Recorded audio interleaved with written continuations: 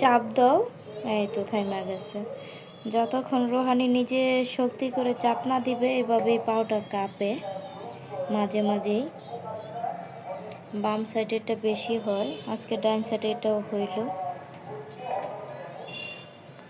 এমন হইলো কেন রোহানি? পা কাঁপলো কেন তোমার?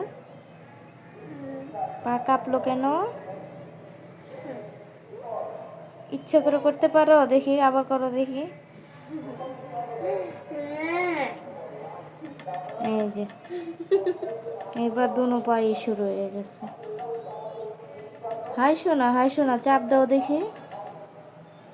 এটা অনেক দিন ধরেই হয়, এটা আসলে খিঁচুনি বলে না, এটা হচ্ছে ওদের যে হাত পায়ের রগগুলা ঠিক মতো কাজ করে না, হয়ে হ্যাঁ, নিচে চাপ না দিলে, চাপ দিতে পারলে যে বাচ্চারা বুঝে যে নিজেই ভর দিতে পারলে আর কি বন্ধ হয়ে যায়, না হলে তাদের বাবা মা এইভাবে ধরে সুন্দর করে একটু ধরলে বন্ধ হয়ে যাবে। এটা নিয়ে ঘাবড়ানোর কিছু না, এটা সিপি সেরেব্রাল পালসি বাচ্চাদের একটা কমন সমস্যা। ওকে, ভিডিওটা করার একটা উদ্দেশ্য যাতে সবাই জানতে পারে।